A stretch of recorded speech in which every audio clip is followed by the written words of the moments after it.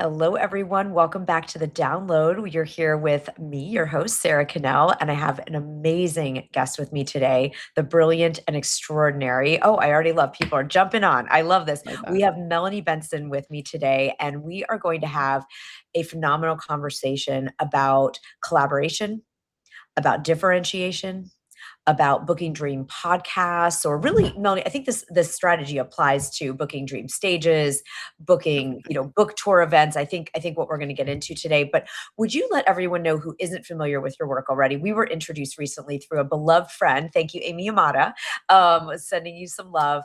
But just let people know a little bit about who you are, what you do, and then we're going to dive in because we have a lot to cover. Yeah, well, I'm Melanie Benson.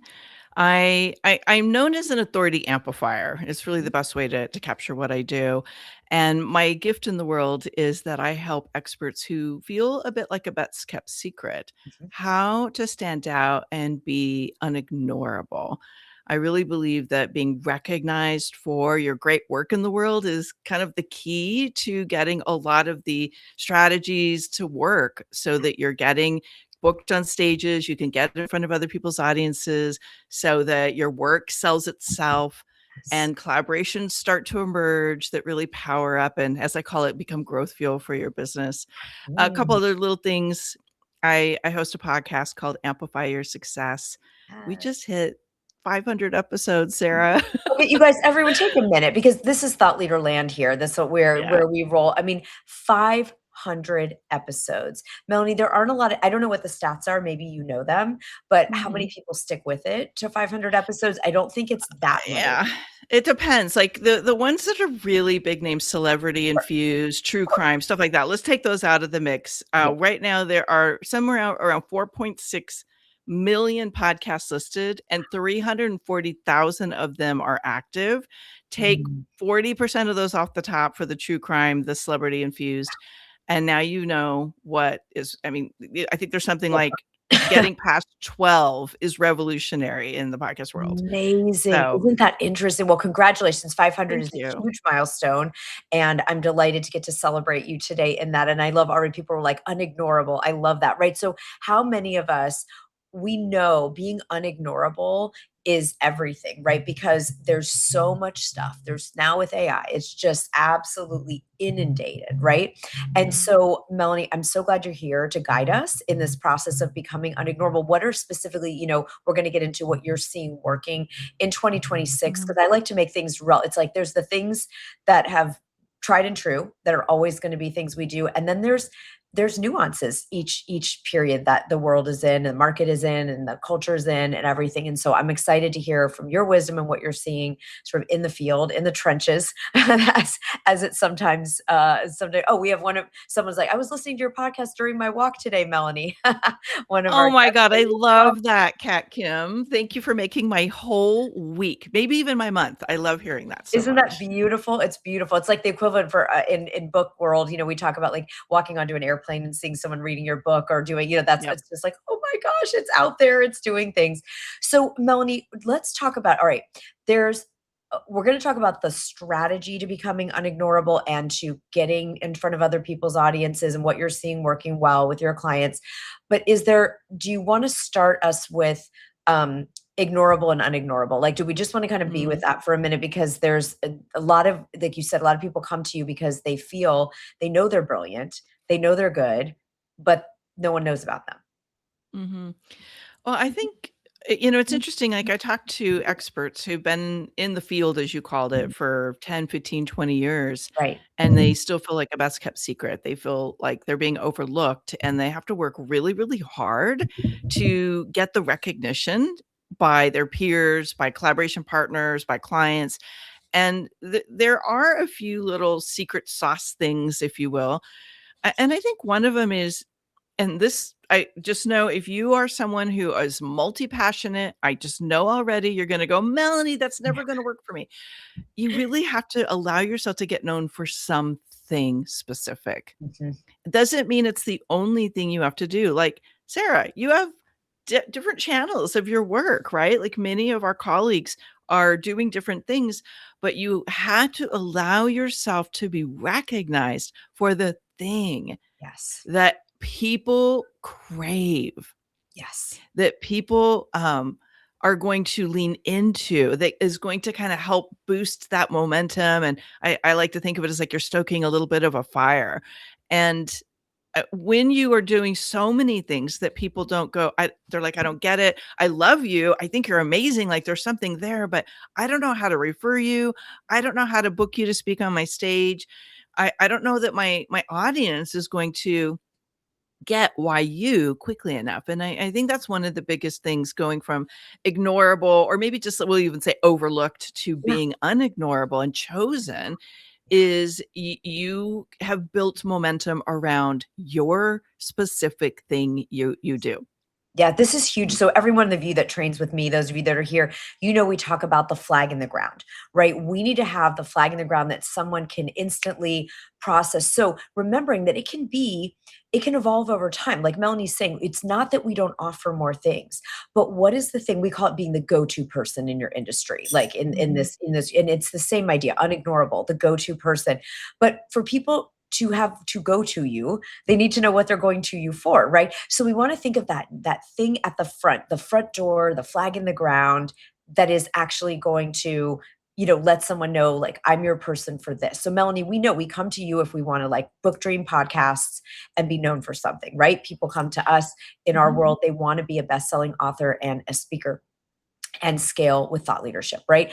It's yes, there's all kinds of other cool stuff that we all do, and that's wonderful, and people can find that when they come through the door, but we got to do the door, right? And so and it is, Cassie, it's so hard. It's hard for all of us visionaries because we're polymaths and we are inspired by so many things, and but think of it as just a magnet for people, to find us. So if we were going to talk about what's a mistake people make, it's being so many things and having such a diluted idea that no one really knows who they would refer to you or how they would feature you or have you into their audience. Okay. Yeah, I love your analogy of the door. If we could just kind of lean into that for a second and unpack that. Mhm. Think of the door, it's like the sign over the door is, this is what I'm known for. And it can be the umbrella, Mm. but when you go through the door, there's different rooms in the house or in your castle, right? And so you get to guide people and take them on a tour through the different parts of the house based on what their needs are right now. Like I have clients that have worked with me for 20 years on Right. and off, and what they needed then isn't what they needed now. And so if I just relied on, okay, you need to be known as an authority, there'd be like, pass, I already got that, Melanie, when working with you the first time. So now we might work on scaling, or now we might work on revenue growth, or like taking them from expert to industry leader. So it's okay to have different things you do once you get that door clear, so they know what to walk through. And, you started this conversation with this idea of collaborations. And just if we define that for a minute, it's Yeah. when somebody says, hey, I really think what you do serves my audience, and what I do could serve your audience. We have complementary skills, we have complementary offerings, but share an audience. If they don't know what that specific thing is, and you're doing so many things, you're gonna have overlap, you're gonna not really be able to land the plane on the runway and take advantage of those beautiful relationships and connections that can emerge. So we're going to get into collaboration because you and I talked a little bit. We had the opportunity to have a little love fest already when we got introduced. And if there was one thing that was going to grow someone's, ability to book dream podcast, grow their Substack, grow their being known and unignorable, what you shared with me that we're going to get into much more deeply right now is that it is collaborations. And I Mhm. know some of you in the chat, that's how I've always loved to build all the things, but let's really go there. And people can say collabs, like it's a little thing, but let's talk about what specific kind of collaborations are Mhm. you coaching people in? What are you seeing work the best? And maybe even an example. Well, I teach a lot of this, right, in my Yeah. programs, because there's so many different ways we could collaborate. And I think there's low lift, and then there's maybe more intricate and involved. So let's start with low lift for today's conversation, Yeah. because everybody can do this. And that might be as simple as you do a Substack live with your new friend and colleague, like Sarah and I are doing today. And I've done them with several people here in the Substack community, and it's just been off the charts amazing. And it could look like a podcast interview swap. It could look like something simple, like I have this book or I have this free resource that I think could be really valuable for this kind of audience. And you swap email promotions to each other's list. Yes. Think, what is something simple I can do that doesn't require a lot of tech, doesn't require a lot of tracking. It just is easy to organize, but it has major impact on 3 levels. 1, you're getting known in front of a new audience. Absolutely. 2, you're activating a partnership that could actually build momentum for years. Like this, people get confused about the podcast guest interview, Sarah, and having hosted this podcast for almost 10 years and been in this industry for a really long time. Here's what I know. People see, oh, an audience I can get in front of, not a collaborative relationship that I can spark and nurture for decades. My greatest, I love that, the heart starting to go off. The greatest value to your business isn't that initial podcast conversation. Right. It's what happens beyond that when you've built value and trust and connection with the host. They know you're going to take really good care of their audience. You're going to deliver massive value. You're going to co-create and promote together. And what else can we do? Because the 3rd level is referability. I'm never going to refer an expert who jumps on my podcast and goes, okay, thanks. And I never hear from them again. They don't share the podcast. They don't do anything to promote the conversation. And they don't really understand the value of what's just been given to them. Oh my God, let's pause here for a minute, because there was a time when I was teaching a lot of writing specific, not even just thought leadership, but like book writing at Northwestern University and other places where I would, guest present things. And one of the terms that a colleague of mine he and I taught a number of workshops at Northwestern to the graduate students over the years. And we talked about being a good literary citizen. So what that meant is, if you're someone you're writing a book and you have a book coming out, that you don't like wait till your book's out and then go talk to everyone you know and be like, hey, can you share about my book and promote my book? You are going to other people's launches. You are buying their book. You are promoting their books. You are book buying their books. You are shouting their books when it's authentic, when you love their book. And I love people and I love many, many books. And this is very authentic, but people, like, this is the collaborative idea. And now we're talking about being a good thought leader citizen, or a good podcast citizen, or a good, thought leader, person. Because look, it's, to your point, Mel, you've given someone a chance to be on your show, which has been 500 episodes in. You've been doing this for over a decade, in the industry much longer than that. And it's the relationship, not just oh, good, I can check off a box like I did another podcast, but it's, what could Melanie and I possibly do together, if we feel that alignment? And that's all the magic. They always say, in sales, 90% comes in the follow-up. And it's like, with collaboration, 90%, at least, I think too, applies here. It's like, in what happens when you build, who knows who needs something down the road, like suddenly, and then, you're launching something and someone's helping you, and it's also more fun. Can we just talk about how it's way more fun to collaborate? I love collaboration. Some of my best friends in business started as a podcast interview and then it just Amazing. morphed, right? But it Yeah. was because they also joined in this concept that it's not that one conversation, it's the affinity and the desire to continue to support that person, because there's so much value that's being co-created there. You called it being a nurturing good thought leadership. I can't remember the exact term. I like to think of it as collaboration currency.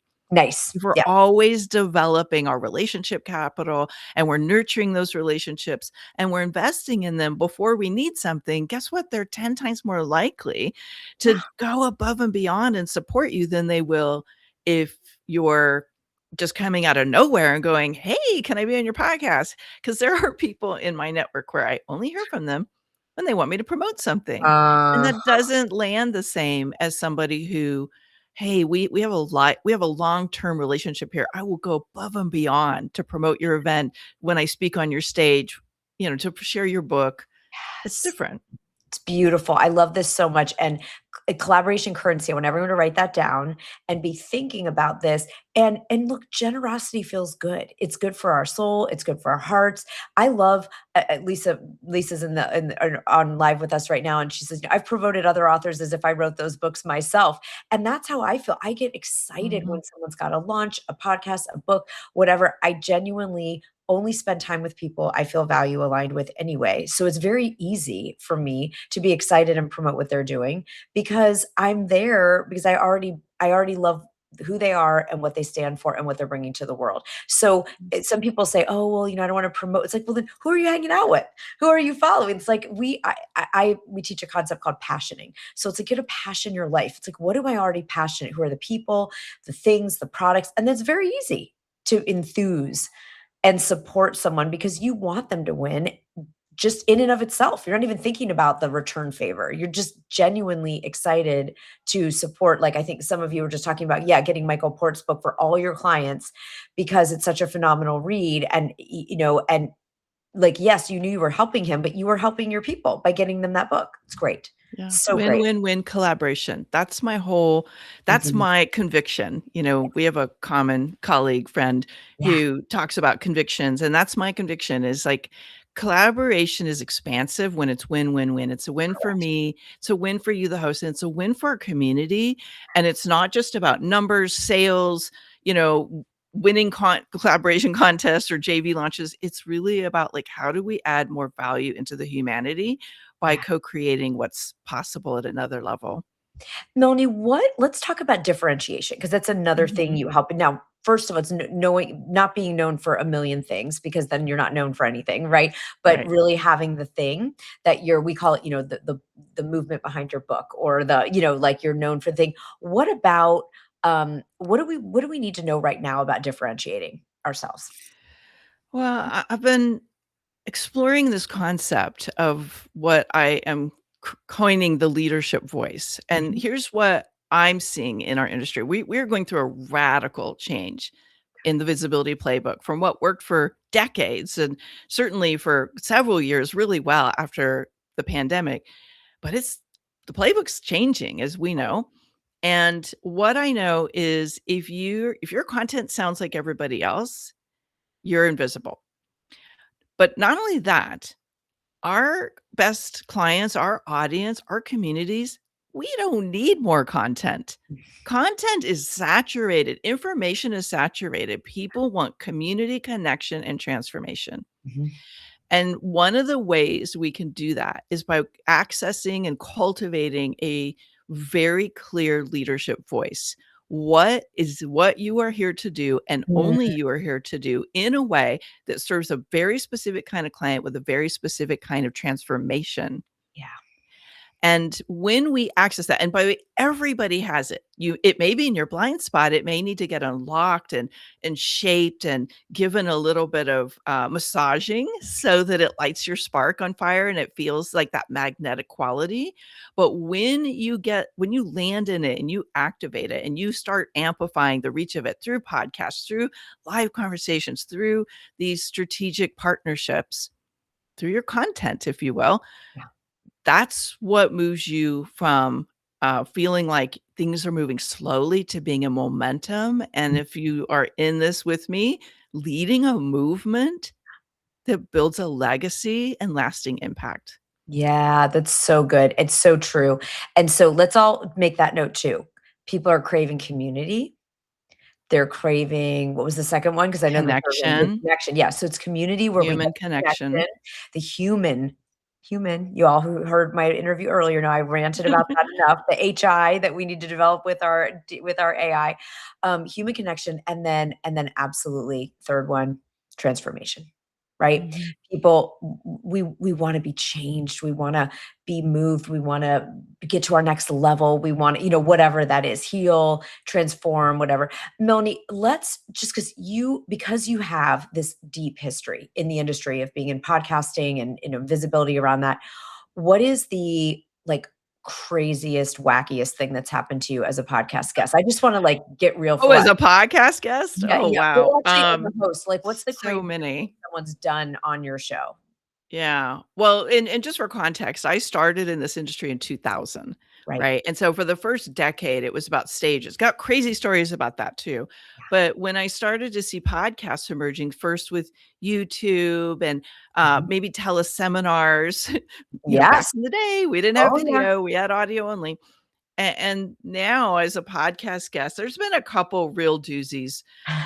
One was when I got pitched to be on someone's show, and as it turned out, they had a host that was asking me questions, and then they turned it into an AI-driven podcast, but they didn't disclose. And I was like, "Okay, you have to disclose if this is an Yeah. AI podcast, like, you can't do that." Um, I've had people, invite me into a podcast and then, try to turn it into a sales tool. I'm Oh, pretty savvy at that, and oh I don't like god. those, and I won't recommend people to those shows. Right. I think if there's a natural evolution of some possibility that emerges, great, but I don't like them as sales tools. But where I really have blown away is when somebody as a host, and maybe this is something that happens with newer hosts and that confidence isn't quite there, and I know it can be intimidating when you're interviewing somebody who has a lot of experience, but they would literally read every question Yeah. exactly as I maybe suggested a few guideline questions, and they would transition with amazing and then drop right into the next question. And I thought, yeah, this isn't going to fly as a really quality experience for my host. So I've actually had crazier things on the other side with people coming as a guest to my show. And I think there's something that happens. I'm very, very grateful for the listeners and for the community we've built around it. I call our community the Amplifiers community for that podcast.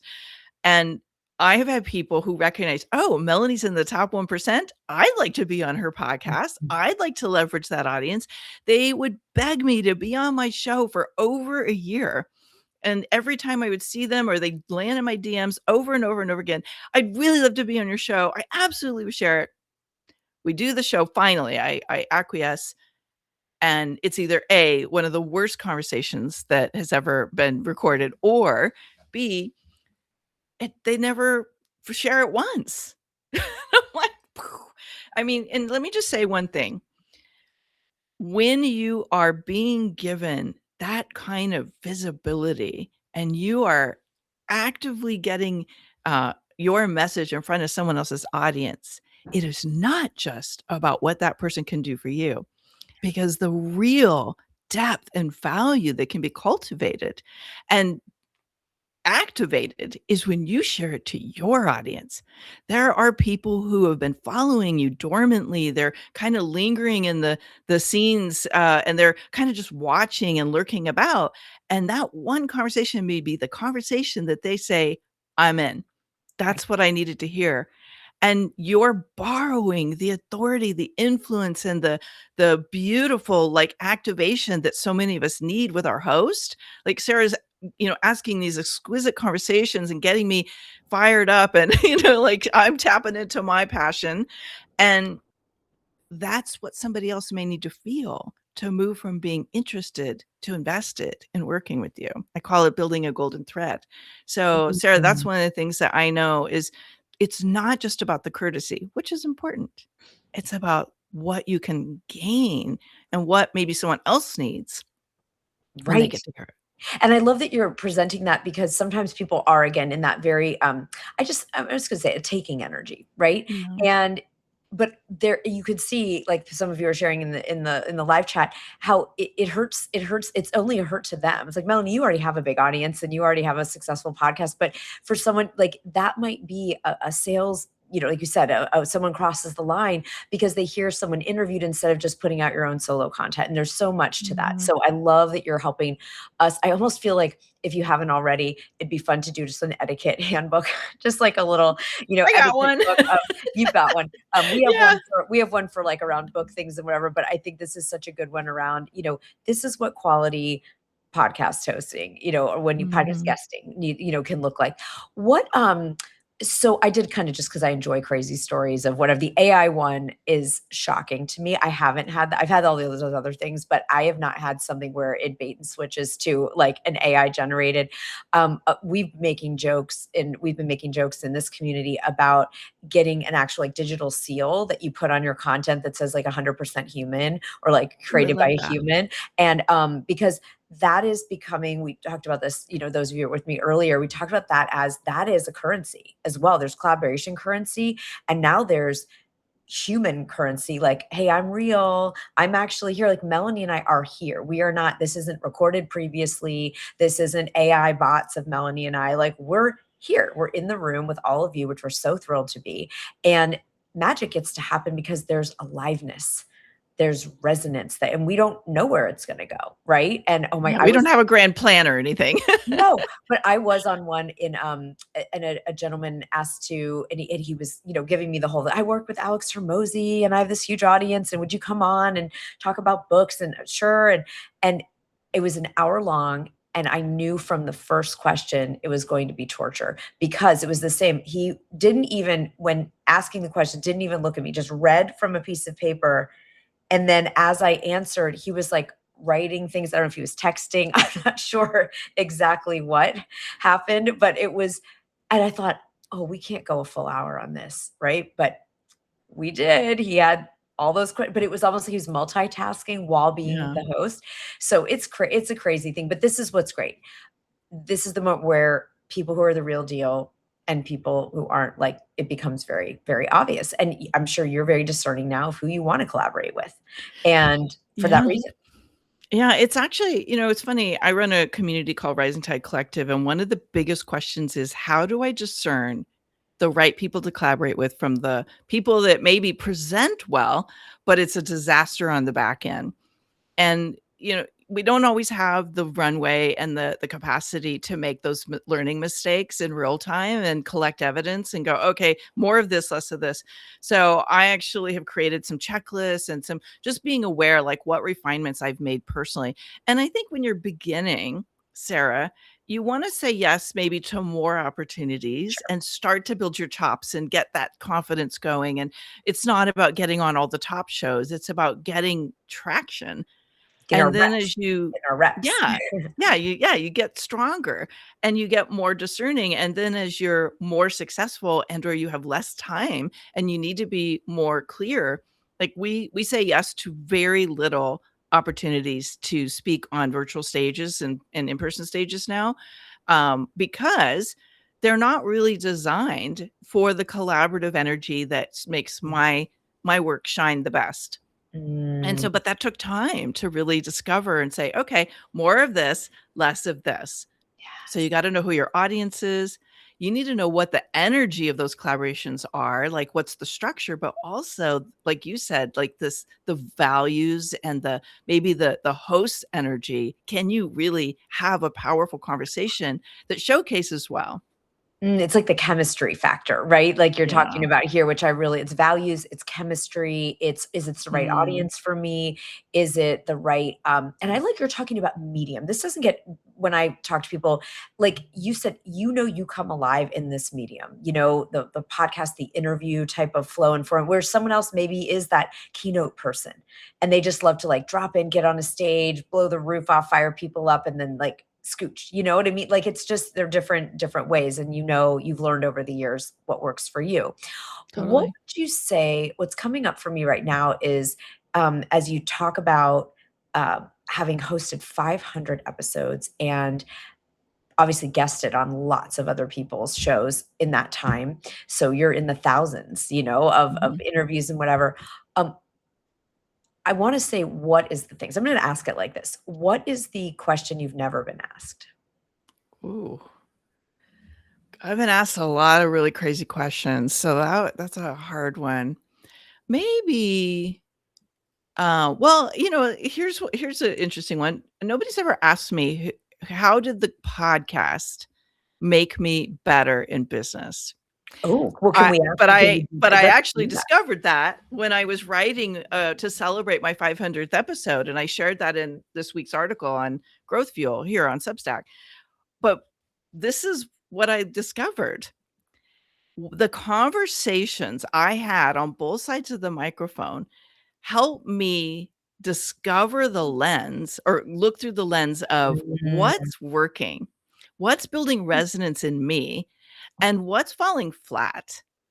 And it actually informed one of my key programs because I started to recognize there's a lot of people that hear I should be in front of other people's stages and they've got no system. They've got no way to structure those conversations and they're fire hosing the guests and the host or mm, they're winging it. And I started to see how so many people who had been on stages all over the world right? had a hard time really, like, knowing how I call it building a golden thread. What's the topic? How do we title this topic in a way that gets the host's attention and, showcases what you're known for? How do we build a conversation that doesn't feel like I'm getting, fire hose with so much information and random stories that don't really land? And then how do we create this intrigue and desire for what's coming next? Big Right? time. Because that if we can't do that, yes, we can have a nice conversation, but we may be squandering valuable visibility. Ooh, and it's right, and it's, I think there's so much here of that piece that I just wanna capture here for everyone is, are we leading people to want what's next? Mhm. Are we and so when I in writing, right, it's sort of instead of, closing the circle, some people do like a give a talk and it's like, I start with this story and then I teach the thing and, it's wonderful. There's nothing wrong with it. But I love the idea of, put a tail on the end where you take someone then to a surprise vision of what's next, what's the future, what else is possible, what's another application that we didn't think of. It's delightful to readers or audiences, listening or Mhm. watching or reading. But again, that's in the mastery category of the art, right? The art of speaking and the art of interviews and things. And so is there any tip on that you have? Like, is there a favorite way you like to do that? Yeah, well, let me give it through an example. I have a client I worked with last year around this, and she's very well known. She co-founded a multi-million dollar business. She'd been on some of the biggest name podcasts. Mm, And when they looked at their numbers, they're like, why are we only getting a couple of leads from these podcasts? This is crazy. And so we worked through my process, in my Authority Accelerator process. And what she discovered was she didn't have any real like arc that she was building. So there's three things in this arc that I called the golden thread that people can work with. One is what is a story about you and your work that is so relatable and heart-based and it like helps bond the audience with you. mhm. So I think we all need some and some for some people it's the origin story, some people it's the Sure. rags to riches story, for some people it's a it's more just like being in your head with you about like where you're at and what's landing, what's not. Like, there's all different versions of that. The second thing is in some way, shape, or form, teach a framework. And I'm just curious, as you guys are listening and joining us right now, have you noticed what the framework is that I've shared? Does Bonus anyone wanna points. take a Yeah, bonus if you want points to if jump you in the can chat spot if you the noticed what it was. framework? Uh-huh. Yeah. And again, it doesn't have to be salesy. It can be very subtle, but the idea is when you share the framework, you've created something that people can grab onto and go, Sure. "Oh, that's what it is. That's Mhm. that's what I need right now is like I need to have that in my business or my life or in my dating relationship, whatever your thing is."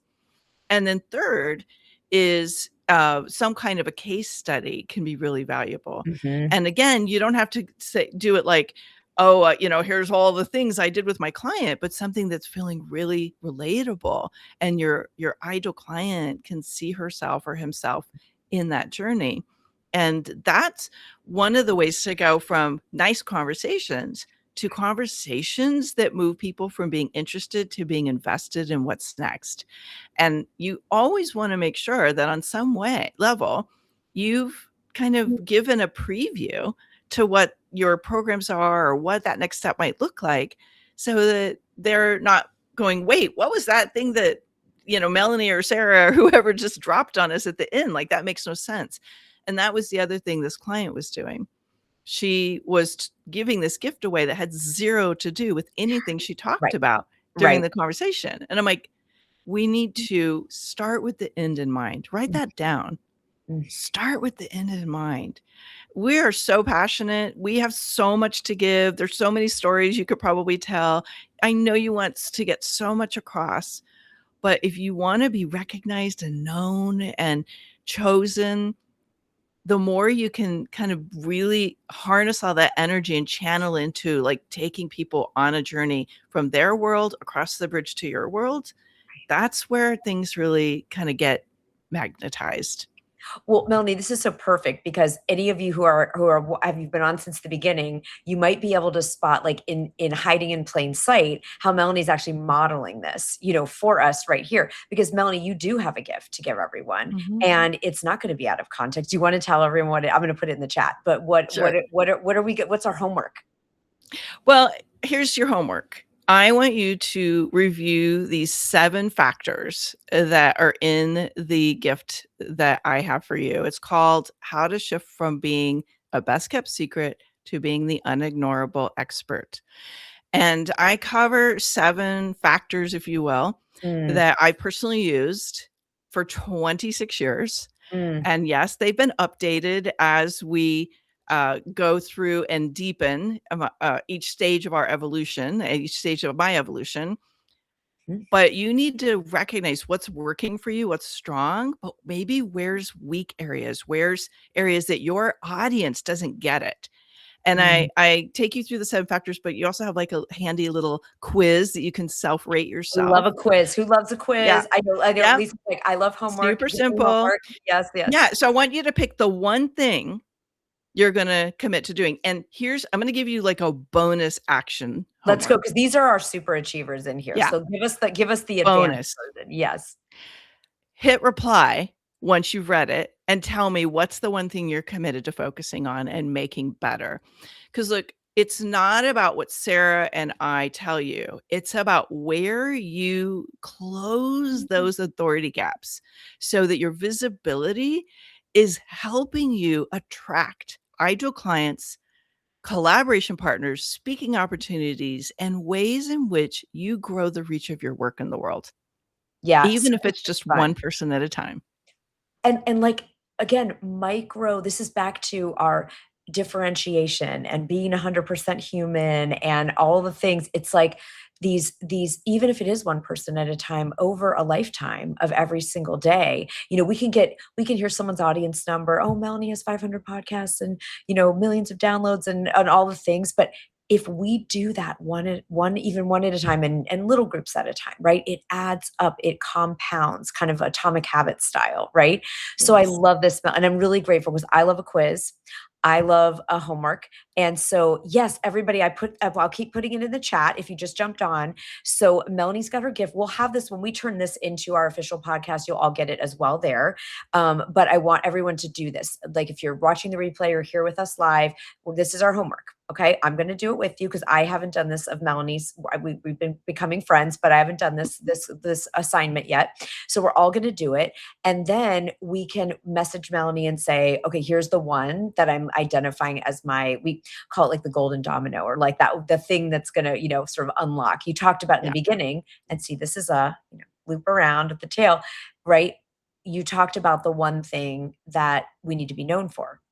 And this is going to help us with the one thing that's going to move our leveraging other audiences, becoming unforgettable or unignorable, all those things. Like this is going to help us do that because Melanie, you're an expert in this. You've done this for a really long time and you're a master teacher of this. So we're Thank so you. lucky to get to try this out from Melanie's framework and Melanie's process and see it. And we did not talk. We just said we're going to get on together because we're having this great conversation. We want to share it with all of you since we're both working in this realm of helping people be visible and be the go-to person and be unignorable.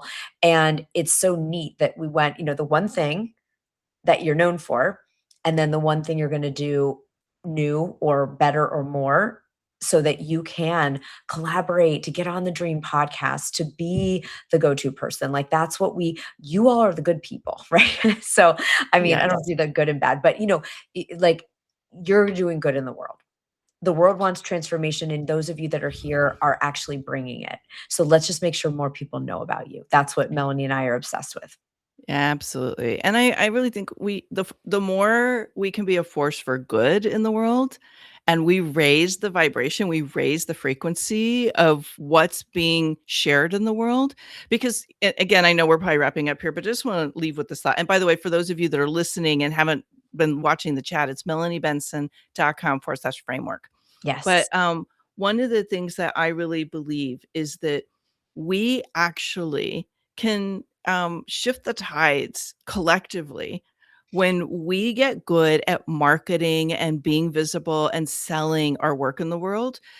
Because what's happening is the people who are really good at that maybe aren't the ones that are having that beautiful impact driven, like heart based work in the world. So let's raise the frequency of what's being experienced on the planet by getting committed to being seen in a bigger way. That's it, everyone. This is the force, right? There's the, you all know that are with me, you're gonna be sick of me saying it, but I hold this in my heart every day. It just takes a small group of thoughtful, committed citizens to change the world. Margaret Mead said this, and that's the only thing that ever has. And so Woo. we get to be, it's just everything, right? It's like it's so important. So Melanie, huge thank you for being here. We're gonna all go take the quiz. We're gonna do the homework. We're gonna message Melanie and say, here's the one thing that I'm going to really up level in my, in my thought leadership and my visibility. And then Melanie, I know we'll let everyone know when you're going to run your next accelerator, because you do these awesome visibility accelerators at certain points in the year. So we will let all of you know when that's coming up. Because is it fall, the next one, I believe? Yeah. Yes. And we're going to do a collaboration currency challenge right around the corner Oh, as well. So fun. Okay, so we have all yeah, kinds of good things. So follow Melanie. Remember, it's melaniebenson.com /framework or /framework. forward slash. So that in case you didn't, but it's in the chat, and we'll put it in the we'll put it in the notes. And thank you, Lisa. I'd never be sick of you. Oh, I love it.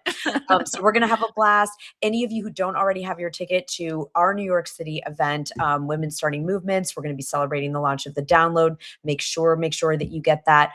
Get those tickets so you can be in the Abundance Accelerator. So think about it. You can accelerate your abundance and your visibility with Melanie and I this summer and into the fall. This is super exciting.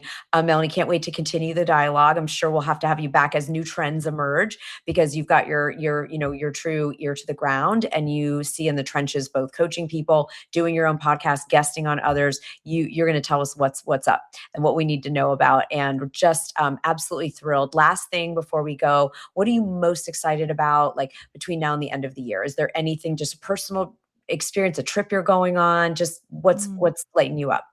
I love that. Well, actually, Substack. Yeah, I'm let's hear all in on Substack. When I started talking about it on my other platforms, people were like, "Wait, what? Can you help me build it? Can tell me what to do? How's it working?" I feel like home when I'm here. I Right. feel so deeply human and connected and inspired. Yes. And it's look at what these beautiful connections are emerging here. I love it. So that's what I'm most excited about. We did our big trip in the spring. We went to London and Paris. So that was early this year, and I'm all in on just building community here, growing Growth Fuel, Mm. and connecting with other amazing experts like everyone here. So thank you, each and every one of you, for joining us today. And Sarah, thank you for being such a powerhouse host. Well, Love it. I'm going to take that. That's high praise, because you're the pro. So I love it. I'm grateful that we're gonna keep collaborating. And like everyone, Substack, really truly, I am tempted to go off every other platform. I mean, we link this to YouTube for our podcast, and I really feel like it'd be fun. I don't know if anyone wants to, Melanie, maybe this is something we discuss, but this is sort of a PS, that's download that's coming in. But it would be very interesting to, like, for anyone that felt bold enough to want to do it with us, like to say, I'm going to go a year and I'm just going to be here and see what happens in our lives, our relationships, our businesses, because this is the only social media place I like hanging. I answer every comment myself. When you guys message me, it's not a team, on Instagram and stuff. I'm like, I don't even want to look at that. And this is real people. 100% human, everyone. That's what we're doing here. So, That's Melanie, right. thank you. Keep enjoying Substack. We'll have you back again, and we'll Thank see you you. all next time. Bye, everybody.